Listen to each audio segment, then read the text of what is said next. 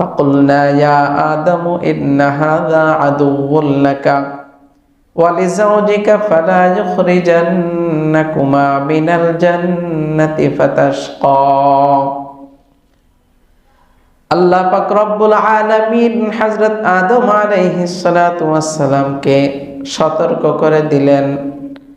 ফাকুলনা ইয়া আদম, আল্লাহ পাক বলেন আমি আদমকে বলে দিলাম, ইন্না হাযা আদুউল লাকা ওয়া লিজাওজিকা ফালা ইখরিজান্নাকুমা মিনাল জান্নাতি ফাতাশকা। এর আগে আল্লাহ পাক আবার বলেন, وَإِذْ قُلْنَا لِلْمَلَائِكَةِ اسْجُدُوا لِآدَمَ। আল্লাহ পাক রব্বুল আলামিন সমস্ত জাতিকে একত্রিত করে, সমস্ত সৃষ্টিকে একত্রিত করে আল্লাহ পাক আদেশ করলেন, ফেরেশতাদেরকেও আদেশ করলেন, উসজুদু লিআদম, তোমরা আদমকে সিজদা করো। ফাসাজাদু, সমস্ত জাতি সমস্ত কিছু আদম আলাইহিস সালামকে সিজদা করেছে, ইল্লা ইবলিস আবা, ইবলিস আল্লাহ পাকের হুকুম অমান্য করেছে, তাকে সিজদা করে নাই, আবা, অস্বীকার করছে। ইবলিসের অস্বীকারের কারণ আমরা বিভিন্ন ভাবে জেনেছি শুনেছি। ইবলিসের টার্গেট ছিল, ইবলিস হলো আগুনের তৈরি, আদম হলো মাটির তৈরি। আগুনের গতি হলো উপরের দিকে, মাটির গতি নিচের দিকে। তো উপরের দিকে যার গতি, ওই ঊর্ধ্ব গতির জিনিস নিচে ঝুঁকে নিম্ন গতির দিকে কেমনে ঝুঁকবে? আল্লাহ পাকের সাথে তর্ক করছেন, না না এটা সম্ভব না, কারণ আমার গতি উপরের দিকে, আদমের গতি নিচের দিকে, উপরের দিকের কেউ নিচের দিকে ঝুঁকবে না। এই যুক্তি দিয়ে আল্লাহ পাকের আদেশকে অমান্য করলো। আল্লাহ পাক রব্বুল আলামিন হযরত আদম আলাইহিস সালামকে ওই সময় সতর্ক করে বলে দিলেন, ফাকুলনা ইয়া আদম, আমি আদমকে বলে দিলাম, ইন্না হাযা আদুউল লাকা ওয়া লিজাওজিকা ফালা ইখরিজান্নাকুমা মিনাল জান্নাতি ফাতাশকা। আল্লাহ পাক রব্বুল আলামিন হযরত আদমকে বললেন, আদম, ইন্না হাযা আদুউল লাক, এই শয়তান যে তোমাকে সিজদা করলো না, এ হলো তোমার প্রকাশ্য শত্রু, ওয়ালি জাওজিক, এবং তোমার স্ত্রীরও শত্রু। আদম তোমারও শত্রু, তোমার স্ত্রীরও শত্রু। ফালা ইখরিজান্নাকুমা মিনাল জান্নাতি ফাতাশকা, সুতরাং তার থেকে তোমরা সাবধান থাকবা, যাতে করে তোমরা তার ধোঁকায় পড়ে জান্নাত থেকে সে যেন তোমাদেরকে বের করে না দেয়।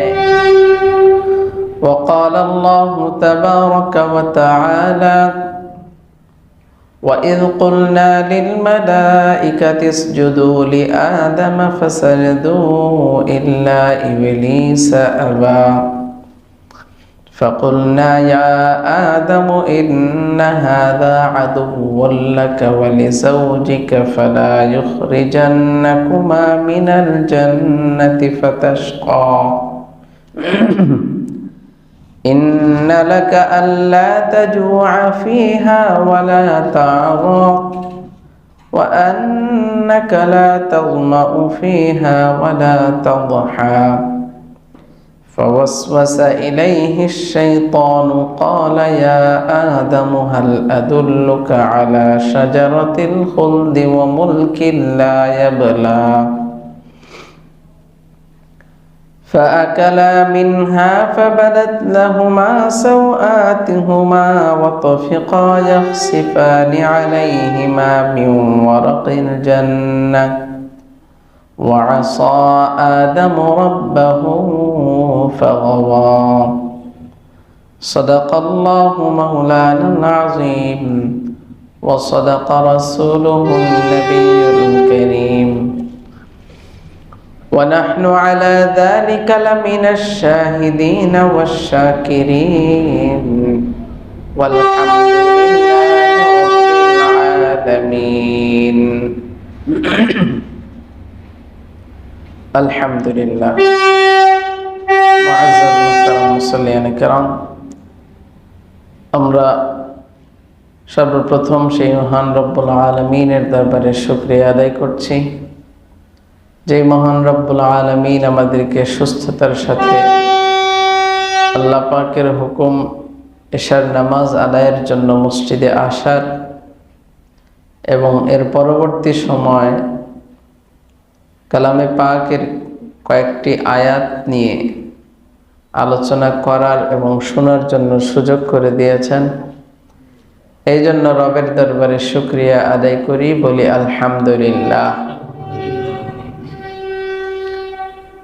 দরুদ ও সালাম পেশ করছি সর্বকালের সর্বশ্রেষ্ঠ মহামানব, আমাদের নবী, বিশ্ব নবী, সৈয়দুল আম্বিয়া, হযরত আকা নামদার তাজদার মদিনার পয়গম্বর আহমদ মুজতবা মুহাম্মদ মুস্তাফা সাল্লাল্লাহু আলাইহি ওয়াসাল্লামের প্রতি, সাহাবায়ে কেরাম, শুহাদায়ে কেরাম, তাবেঈন, তাবে তাবেঈন, খুলাফায়ে রাশিদিন, আইম্মায়ে মুজতাহিদিন সহ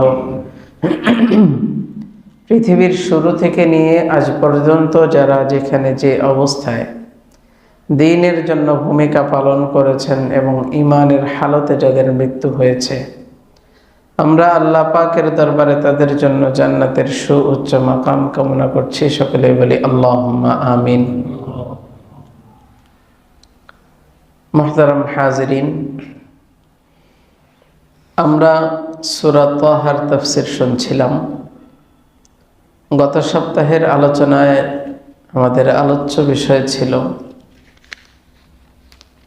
হযরত মুসা আলাইহিস সালামের সাথে গাদ্দারি করা একজন ব্যক্তির ব্যাপারে আল্লাহ পাক প্রদত্ত নির্ধারিত কিছু শাস্তির ব্যবস্থা। যেই ব্যক্তিটা গাদ্দারি করছিল তার নাম ছিল সামিরি। তার নাম কি ছিল? সামিরি, হারুন আস-সামিরি। তো সামিরি যখন মুসা আলাইহিস সালামের কথাকে অমান্য করে, মুসা আলাইহিস সালামের নীতিকে অনুসরণ না করে নিজ চিন্তাধারায় শয়তানের খপ্পরে পড়ে হযরত মুসা আলাইহিস সালাতু ওয়াস সালামের রেখে যাওয়া দিনকে বিকৃত করার জন্য, আল্লাহর পরিচয় মানুষের সামনে ভিন্নভাবে তুলে ধরার জন্য সামিরি কি কাজটা করছিল? একটা বাছুর তৈরি করে ওই বাছুরের মধ্যে জিবরাইল আলাইহিস সালামের বাহনের পায়ের নিচের মাটি ওই বাছুরের উপরে যখন ছিটায় দিল, তখন ওই বাছুরটা হাম্বা হাম্বা শুরু করলো, সবাইকে বিভ্রান্তিতে ফেলে দিল। মুসা তো খোদার কাছে যাইতে গিয়ে খোদা এখানে রেখে চলে গেছে ভুল করে, নাউজুবিল্লাহ। সুতরাং মুসার খোদা এখানে, মুসা ভুলে অন্য জায়গায় চলে গেছে, তোমরা এই খোদার ইবাদত করো। মুসা আলাইহিস সালাম ফিরে আসার পরে সমস্ত কথাগুলো শোনার পরে সামিরিকে দুইটা বিষয়ে অভিশাপ দিয়েছিলেন। এর সবথেকে বড় যে প্রভাবটা ছিল, হযরত মুসা আলাইহিস সালাম সামিরিকে বলেছিল, তুই দুনিয়ার বুকে যতদিন বেঁচে থাকবি আল্লাহ পাক তোকে এমন অবস্থায় রাখবে, দুনিয়ার বুকে যতদিন বেঁচে থাকবি ততদিন মানুষের কাছে এই কথা বলতেই থাকবি, লা মিসাস, লা মিসাস, লা মিসাস, মানে আমাকে স্পর্শ করো না, আমাকে ছুঁয়ো না, এই কথা তুই বলতে থাকবি। কারণ কি ছিল? কারণ ছিল ওই যে জিবরাইল আলাইহিস সালামের বাহনের নিচের যে মাটিটা সে ছুঁয়েছিল, এটা তার ছোঁয়ার কথা ছিল না, এটা তার ছোঁয়ার কথা ছিল না।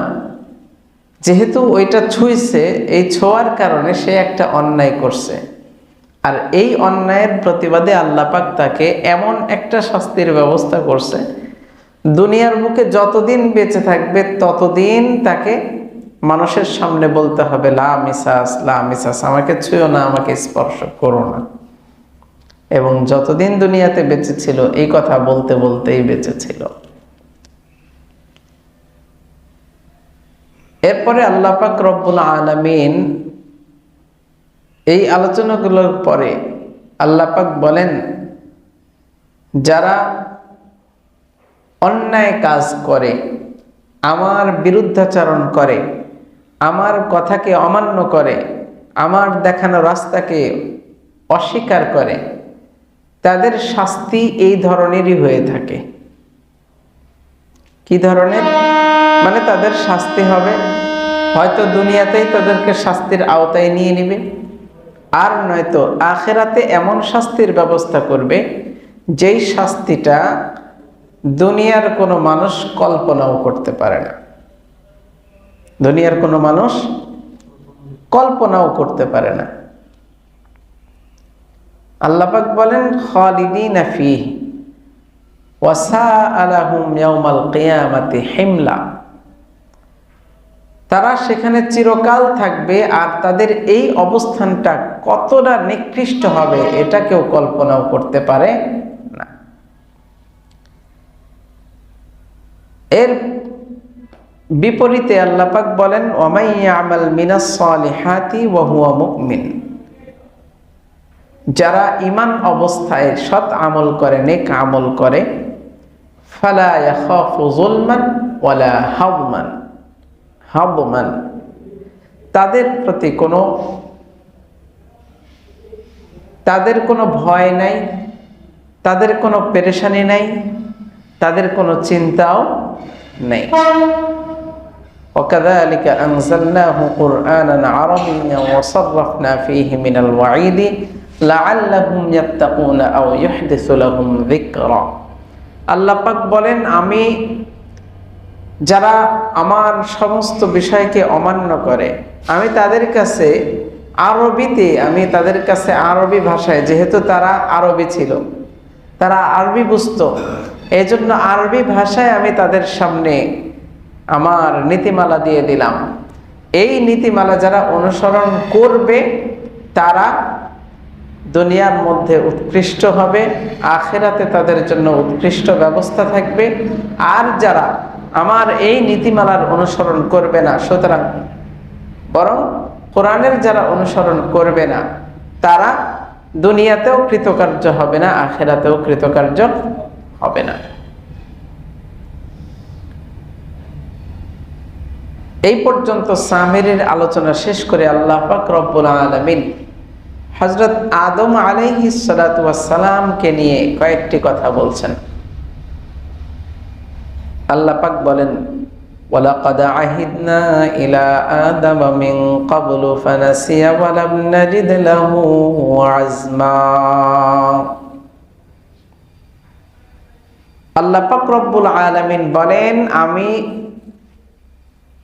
আদমের কাছ থেকে অঙ্গীকার নিয়েছিলাম যে আদম জান্নাতের মধ্যে বসবাস করা অবস্থায় একটা নির্ধারিত গাছের নিকটে যাবে না। ওয়ালাকাদ আহিদনা ইলা আদম মিন ক্বাবলু ফানাসিয়া ওয়া লাম নাজিদ লাহু আযমা। আল্লাহ পাক রব্বুল আলামিন বলেন, আমার সাথে আদমের যে ওয়াদা ছিল সেই ওয়াদাকে আদম ভঙ্গ করেছে। আমার ওয়াদার ব্যাপারে আদমের খেয়াল ছিল না, আদম ভুলে গেছে। ফানাসিয়া, আদম ভুলে গেছে, ওয়ালাম নাজিদ লাহু আযমা, এবং তার এই বিষয়ে সতর্কতা ছিল না। আমার এই সতর্কতার বিষয়টাকে সে অমান্য করেছে, এভাবে বলছেন। এখান থেকে একটা প্রশ্ন জাগতে পারে। প্রশ্নটা হলো, আল্লাহ পাক রব্বুল আলামিন আদেশ করছেন হযরত আদম আলাইহিস সালামকে, যে আদম অমুক একটা গাছের নিকটে তুমি যাবা না, বা অমুক গাছের কোনো নির্যাস তুমি খাইবা না। তো আদম আলাইহিস সালাম ওই অঙ্গীকার ভঙ্গ করে তিনি ওই যা খাইলেন এবং খাওয়ার পরে ওইটার আগে ওখানে গেলেন, ধারে কাছে গেলেন, এরপরে ওইটা খাইলেন। এখান থেকে প্রশ্নটা হলো, আদম আলাইহিস সালাম তাহলে আল্লাহ পাকের আদেশ অমান্য করছেন, তাই না? কিন্তু শতসিদ্ধ কথা হলো, পৃথিবীতে যত নবী আসছেন সমস্ত নবীদের মধ্যে এমন একজন নবীও পাওয়া যাবে না যেই নবী আল্লাহ পাকের কথা অমান্য করছে।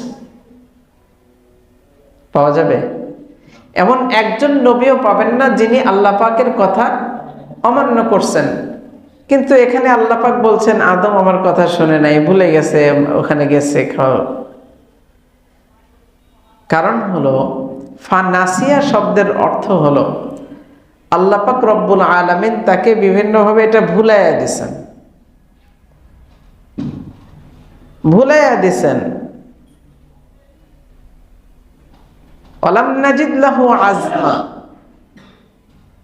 এবং তার কাছ থেকে কোনো ধরনের ত্রুটি বিচ্যুতি পাওয়াও যাবে না। এটা আল্লাহ পাকের ফয়সালা।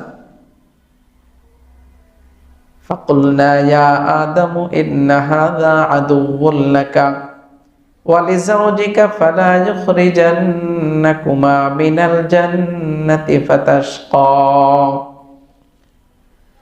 আল্লাহ পাক রব্বুল আলামিন হযরত আদম আলাইহিস সালাতু ওয়াস সালামকে সতর্ক করে দিলেন। ফাকুলনা ইয়া আদামু, আল্লাহ পাক বলেন আমি আদমকে বলে দিলাম, ইন্না হাযা আদুউল লাকা ওয়া লিজাওজিকা ফালা ইখরিজান্নাকুমা মিনাল জান্নাতি ফাতাশকা। এর আগে আল্লাহ পাক আবার বলেন ওয়াইদ কুলনা লিল মালাইকাতি ইসজুদু লিআদম। আল্লাহ পাক রব্বুল আলামিন সমস্ত জাতিকে একত্রিত করে, সমস্ত সৃষ্টিকে একত্রিত করে আল্লাহ পাক আদেশ করলেন, ফেরেশতাদেরকেও আদেশ করলেন উসজুদু লিআদম, তোমরা আদমকে সিজদা করো। ফাসাজাদু, সমস্ত জাতি সমস্ত কিছু আদম আলাইহিস সালামকে সিজদা করেছে। ইল্লা ইবলিস আবা, ইবলিস আল্লাহ পাকের হুকুম অমান্য করেছে, তাকে সিজদা করে নাই। আবা, অস্বীকার করছে। ইবলিসের অস্বীকারের কারণ আমরা বিভিন্নভাবে জেনেছি, শুনেছি। ইবলিসের টার্গেট ছিল, ইবলিস হলো আগুনের তৈরি, আদম হলো মাটির তৈরি। আগুনের গতি হলো উপরের দিকে, মাটির গতি নিচের দিকে। তো উপরের দিকে যার গতি, ওই ঊর্ধ্ব গতির জিনিস নিচে ঝুঁকে নিম্ন গতির দিকে কেমনে ঝুঁকবে? আল্লাহ পাকের সাথে তর্ক করছেন, না না এটা সম্ভব না, কারণ আমার গতি উপরের দিকে, আদমের গতি নিচের দিকে, উপরের দিকের কেউ নিচের দিকে ঝুঁকবে না। এই যুক্তি দিয়ে আল্লাহ পাকের আদেশকে অমান্য করলো। আল্লাহ পাক রব্বুল আলামিন হযরত আদম আলাইহিস সালামকে ওই সময় সতর্ক করে বলে দিলেন, ফাকুলনা ইয়া আদম, আমি আদমকে বলে দিলাম, ইন্না হাযা আদুউল লাকা ওয়া লিজাওজিকা ফালা ইখরিজান্নাকুমা মিনাল জান্নাতি ফাতাশকা। আল্লাহ পাক রব্বুল আলামিন হযরত আদমকে বললেন, আদম ইন্না হাযা আদুউল লাক, এই শয়তান যে তোমাকে সিজদা করলো না, এ হলো তোমার প্রকাশ্য শত্রু। ওয়া লিজাওজিক, এবং তোমার স্ত্রীরও শত্রু। আদম তোমারও শত্রু, তোমার স্ত্রীরও শত্রু। ফালা ইখরিজান্নাকুমা মিনাল জান্নাতি ফাতাশকা, সুতরাং তার থেকে তোমরা সাবধান থাকবা, যাতে করে তোমরা তার ধোঁকায় পড়ে জান্নাত থেকে সে যেন তোমাদেরকে বের করে না দেয়।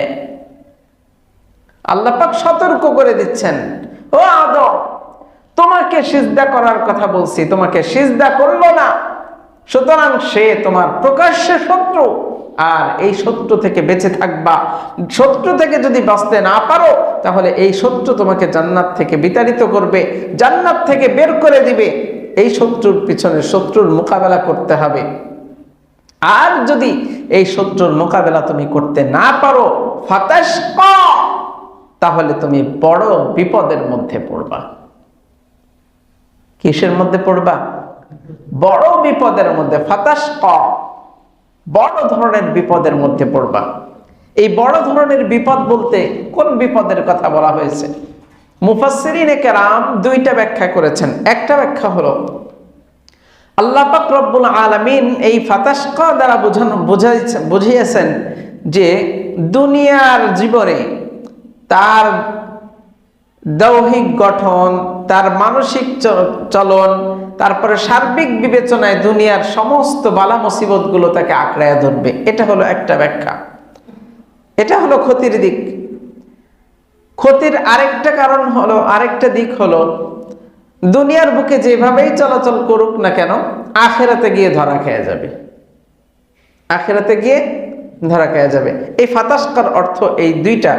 তো মুফাসসিরিনে কেরাম বলেন প্রথম অর্থই হলো এখানে গ্রহণযোগ্য, সেটা হলো দুনিয়ার বুকে তাকে বিভিন্নভাবে পেরেশানি ভোগ করতে হবে। দুনিয়ার বুকে বিভিন্নভাবে তাকে পেরেশানি ভোগ করতে হবে। কি হলে? জান্নাত থেকে বিতাড়িত হলে। কে বললেন? আল্লাহ বলছেন। আল্লাহ পাক রব্বুল আলামিন আদমকে বললেন, ও আদম,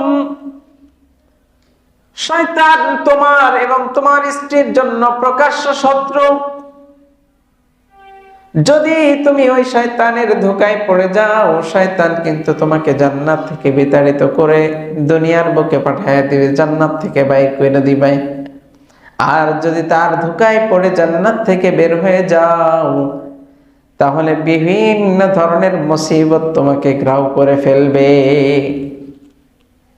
এখানে আয়াতের মধ্যে শাব্দিক কিছু বিশ্লেষণ আছে।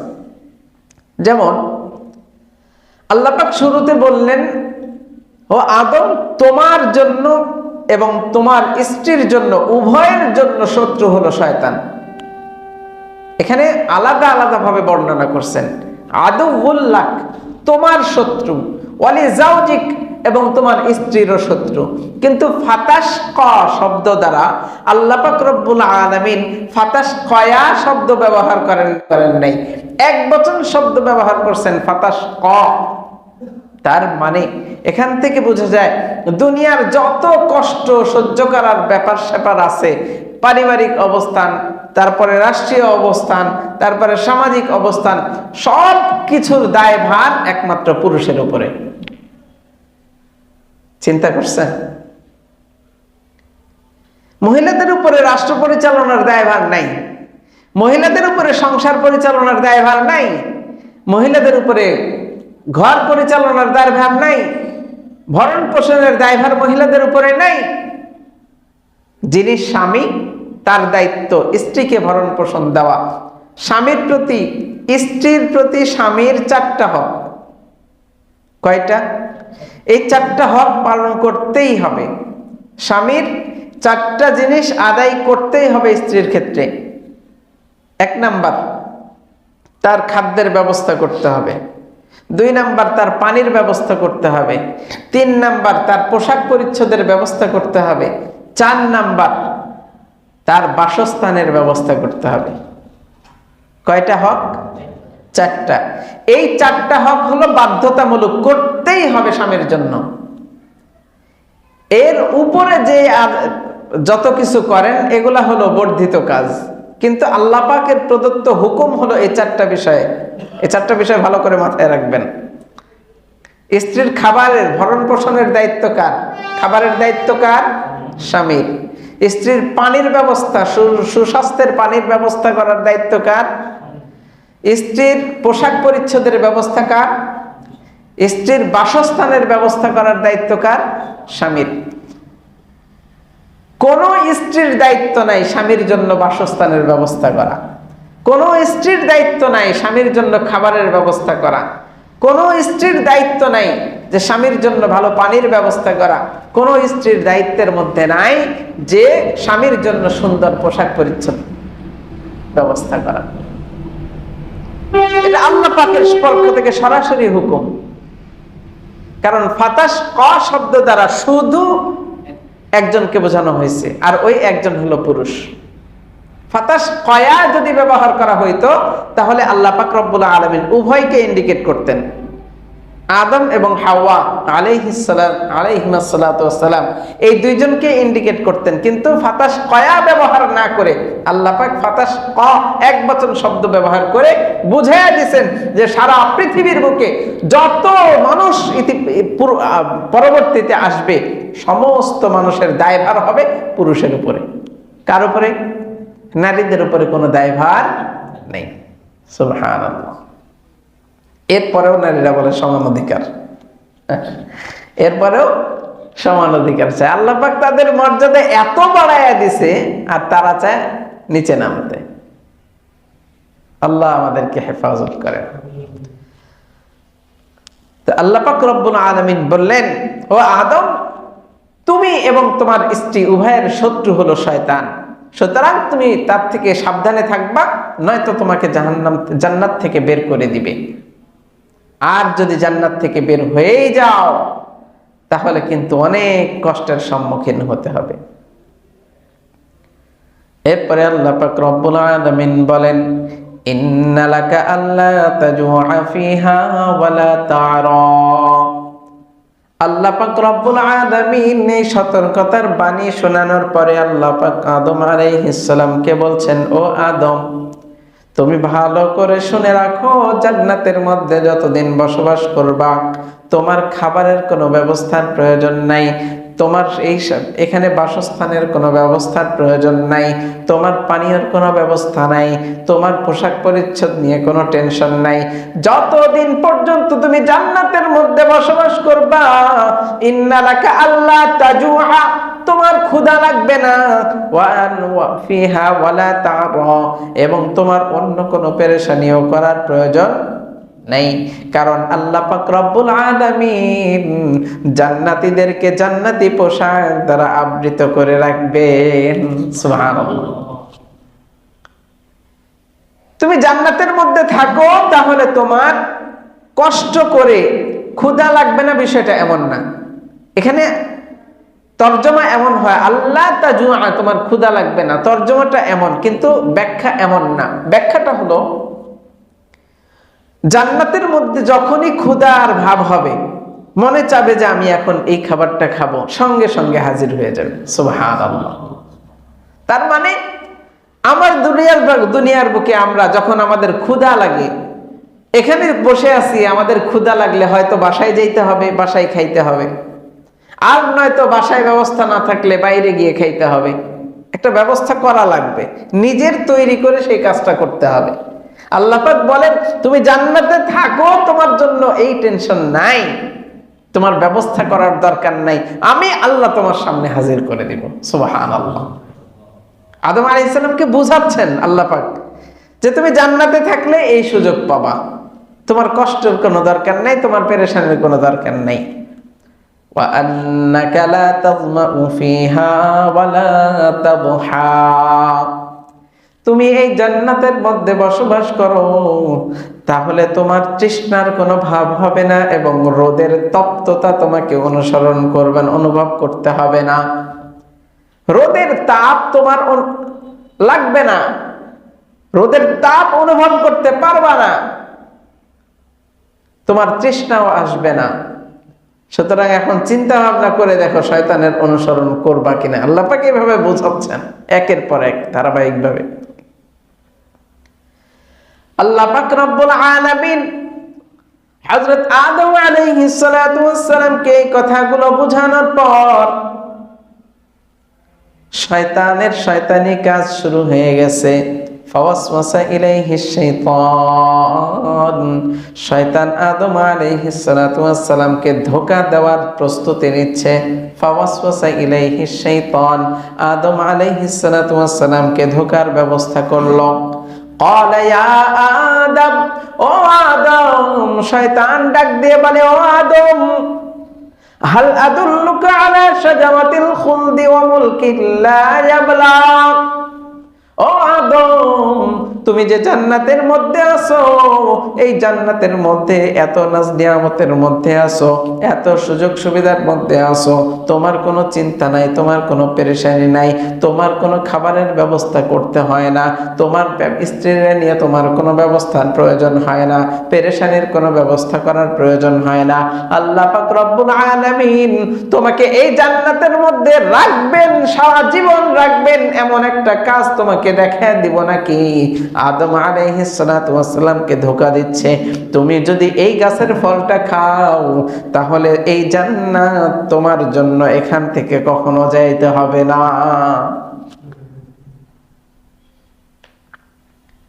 আদম আলাইহিস সালামকে বলছে যে তুমি আল্লাহ পাক, তুমি এখানে থাকো, এটা মনে হয় আল্লাহ ওইভাবে পছন্দ করে না, তুমি চলে যাইবা দুনিয়ার বুকে, এটাই মনে হয় চায়। কিন্তু তুমি যদি জান্নাতের মধ্যে সারা জীবন থাকতে চাও তাহলে এই গাছের ফলটা তুমি খাও, তাহলে তোমার এখান থেকে আর কেউ সরাইতে পারবে না।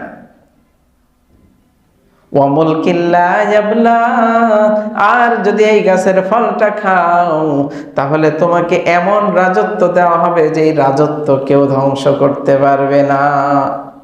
অমুলকিল্লা ইয়াবলা, তুমি এমন রাজত্বের অধিকারী হবা, এই রাজত্ব তোমার কাছ থেকে কেউ ছিনায় নিতে পারবে না। কেমন ধোঁকাটা দিছে চিন্তা করেন। হযরত আদম আলাইহিস সালাতু ওয়াস সালাম শয়তানের ওই ধোঁকায় পড়ে গেলেন, ওই গাছের ফল খেয়ে ফেললেন। ফাআকালা মিনহা ফাবাদাত লাহুমা সাওআতুহুমা। আল্লাহ পাক রব্বুল আলামিন বলেন, শয়তানের ওই ধোঁকা শুনে আদম ওই গাছের ফল খেয়ে ফেলল।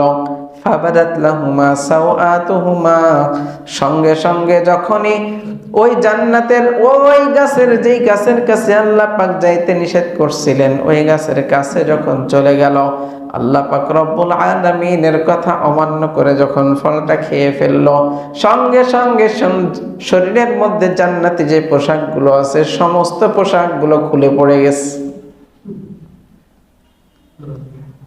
ফল মুখে দেওয়ার সাথে সাথে শরীরের মধ্যে জান্নাতি যে পোশাক ছিল, পোশাক সাথে সাথে খুলে পড়ে গেছে, উভয়ই বিবস্ত্র হয়ে গেছে। আল্লাহু আকবার। ফাবাদাত লাহুমা সাওআতুহুমা, সঙ্গে সঙ্গে তারা বিবস্ত্র হয়ে গেল, তাদের লজ্জাস্থান বের হয়ে গেল। ওয়াতাফিকা ইয়াখসিফানি আলাইহিমা মিন ওয়ারাকিল জান্নাহ, তারা উভয়ে বিভিন্ন টেনশনে পড়ে গেল, পেরেশানিতে পড়ে গেল। লজ্জাস্থান কিভাবে ঢাকবে, কিভাবে ঢাকবে, এদিক দৌড়ায় ওইদিক দৌড়ায়, জান্নাতি গাছের পাতাগুলো ছিঁড়ে ছিঁড়ে লজ্জাস্থান ঢাকার জন্য ব্যবস্থা করছে। ওয়াতাফিকা ইয়াখসিফানি আলাইহিমা, তারা উভয়ে দৌড়াদৌড়ি করে নিজের বিবস্ত্র অবস্থাকে ঢাকার জন্য জান্নাতের গাছের পাতাগুলো সংগ্রহ করে। ওয়াসা আদম রাব্বাহু ফাগাওয়া, আদম আলাইহিস সালাম আল্লাহ পাকের ওই আদেশকে অমান্য করার সঙ্গে সঙ্গে এই আযাবে নিপতিত হয়ে গেলেন। সুম্মা ইজতাবাহু রাব্বুহু ফাতাবা আলাইহি ওয়া হাদা, আদম আলাইহিস সালাতু ওয়াস সালাম ওই ফল খাওয়ার পরে আদম এবং হাওয়া দুইজনকে আল্লাহ পাক রব্বুল আলামিন জান্নাত থেকে বের করে দিলেন, জান্নাত থেকে দুনিয়ার বুকে পাঠিয়ে দিলেন। সুম্মা ইজতাবাহু রাব্বুহু ফাতাবা আলাইহি ওয়া হাদা, এর দীর্ঘ সময় পরে আল্লাহ পাক রব্বুল আলামিন আদম আলাইহিস সালাতু ওয়াস সালামকে মনোনীত করলেন এবং তার তওবা কবুল করলেন। দুনিয়ার বুকে আসার পর আদম আলাইহিস সালাতু ওয়াস সালাম দীর্ঘদিন যাবত কান্নায় রত ছিলেন আল্লাহ পাকের কাছে। যে আল্লাহ, আপনার আদেশ অমান্য করে জান্নাতের মধ্যে ওই ফলটা খেয়ে ফেলেছিলাম, জান্নাতের মধ্যে ওই ফল খাওয়ার কারণে আপনি জান্নাত থেকে আমাদেরকে বের করে দিয়েছেন, আমাদের তওবাগুলোকে আপনি কবুল করে নেন। আল্লাহ পাক রব্বুল আলামিন বলেন, সুম্মা জাতাবাহু রাব্বুহু, আল্লাহ পাক তার তওবাকে কবুল করছেন, তাকে মনোনীত করছেন, ফাতাবা আলাইহি ওয়াহাদা, এবং তার তওবা কবুল করেছেন, ওয়াহাদা, এবং সৎ পথে তাকে অবিচল রেখেছেন। সুবহানাল্লাহ। তার তওবা কবুল করছেন এবং সৎ পথে অবিচল রাখছেন, অটল রাখছেন। قال اهبطا منها جميعا بعضكم لبعض عدو। আল্লাহ পাক রব্বুল আলামিন যখন জান্নাত থেকে তাকে বের করে দেন, তখন আদম আলাইহিস সালাতু ওয়াস সালামকে বললেন, ক্বালা ইহবিতা মিনহা জামিআ, আপনি যান যান যান, জান্নাত থেকে বের হয়ে যান, তবে মনে রাখেন বাদুকুম লিবাদিন আদু, আপনারা পরস্পর, আপনার সন্তান সন্ততি যারা হবে তারা পরস্পর পরস্পরের শত্রু হবে। নাউজুবিল্লাহ। পরস্পর পরস্পরের শত্রু হবে। এর দ্বারা উদ্দেশ্য হলো, মুফাসসিরিনে কেরাম ব্যাখ্যা করেছেন, এর দ্বারা উদ্দেশ্য হলো শয়তান এবং মানুষ। শয়তানের ধোঁকায় পড়ে দুনিয়ার বুকে আসতে হলো কাকে? আদম আলাইহিস সালাতু ওয়াস সালামকে। যেহেতু শয়তান ধোঁকাবাজি করছে, শয়তান হলো প্রকাশ্য শত্রু। আল্লাহ পাক বলেন, এই শয়তান আপনাদের জন্য, পরস্পরের জন্য সারা জীবন শত্রু হিসাবেই থাকবে। পরস্পরের জন্য শয়তান কি হবে? সারা জীবন শত্রু আকারেই থাকবে, কখনো বন্ধু হইতে পারবে না। এজন্য আল্লাহ পাক রব্বুল আলামিন কোরআনে কারীমের মধ্যে শয়তান যত জায়গায় শয়তানের কথা উল্লেখ করছেন, সমস্ত জায়গার মধ্যে আদুউন শব্দটা ব্যবহার করছেন, শত্রু শব্দ ব্যবহার করছেন। قال اهبطا منها جميعا بعضكم لبعض عدو فإما يأتينكم مني هدى فمن اتبع هداي فلا يضل ولا يشقى فإما يأتينكم مني هدى। আল্লাহ পাক রব্বুল আলামিন বলেন, তবে ওই সমস্ত ব্যক্তিরা শত্রু হবে না যারা আমার অনুসরণ করবে। ফাইম্মা ইয়াতিয়ান্নাকুম মিন্নি হুদা, আমার হেদায়েতের পথ, আমার দেওয়া রাস্তা যারা গ্রহণ করবে তারা পথভ্রষ্ট হবে না। ফামানিত্তাবা হুদায়া, যারা ওই পথকে অনুসরণ করবে, ফালা ইয়াদিল্লু ওয়ালা ইয়াশকা, তাদের কোনো পেরেশানি থাকবে না, তারা পথভ্রষ্টও হবে না। ওয়ামান আ'রাদা আন যিকরি, আর যারা আমার এই দেখানো রাস্তা, আমার স্মরণ থেকে গাফেল হয়ে যাবে, মুখ ফিরে নিবে, ফাইন্না লাহু মাঈশাতান দানকা, তাদের জন্য কঠিন শাস্তির ব্যবস্থা হবে। ওয়া নাহশুরুহু ইয়াউমাল কিয়ামাতি আ'মা, আর কিয়ামতের ময়দানে ওই সমস্ত ব্যক্তিরা অন্ধ হয়ে উঠবে। কি হয়ে উঠবে? যারা আমার দেখানো রাস্তা অনুসরণ না করবে তাদেরকে কঠিন শাস্তির আওতায় নেওয়া হবে এবং কিয়ামতের ময়দানে তারা অন্ধ হয়ে উঠবে। কিয়ামতের ময়দানে অন্ধ হয়ে উঠতে চাই? বলেন আমরা চাই? আল্লাহ পাক আমাদেরকে হেফাজত করেন। কিয়ামতের ময়দানে সে অন্ধ হয়ে উঠবে। যখন অন্ধ হয়ে আল্লাহ পাক উঠাবেন, অন্ধ বানায়া উঠাবেন, তখন সে বলবে, قال رب لم حشرتني أعمى وقد كنت بصيرا। ও আমার রব, লিমা হাশারতানি আ'মা, আমার সাথে কি ধরনের হাসর করা হইল যে আমাকে অন্ধ বানায়া ফেলা হইল। ওয়াকাদ কুনতু বাসীরা, অথচ দুনিয়ার বুকে আমার দৃষ্টিশক্তি ছিল, আমি দুনিয়ার বুকে দেখতে পাইতাম, এখন তো দেখি না, আমাকে অন্ধ বানানো হলো কেন?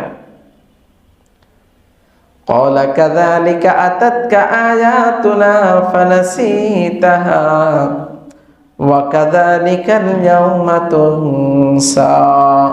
আল্লাহ পাক রব্বুল আলামিন তখন বলবে, ক্বালা কাযালিকা আতাতকা আয়াতুনা, আমার নিদর্শন অনুসরণ না করলে এমনটাই ফলাফল হবে। আতাতকা আয়াতুনা ফানাসিতাহা, যারা আমার আয়াতকে, আমার দেখানো রাস্তাকে অমান্য করেছে, ভুলে গেছে, আমার দেখানো রাস্তাকে ভুলে গেছে, তাদের ধরন এমনটাই হবে। ওয়া কাযালিকাল ইয়াউমা তুনসা, আর ভবিষ্যতে যারা করবে না তাদেরও অবস্থা এমনটাই হবে। ওয়া কাযালিকা নাজজি মান আসরাফা ওয়া লাম ইউমিন বিআয়াতি রাব্বিহ ওয়া লা'যাবুল আখিরাতি আশাদ্দু ওয়া আবকা। আল্লাহ পাক রব্বুল আলামিন বলেন, আর এইভাবে আমি প্রতিফল দিব।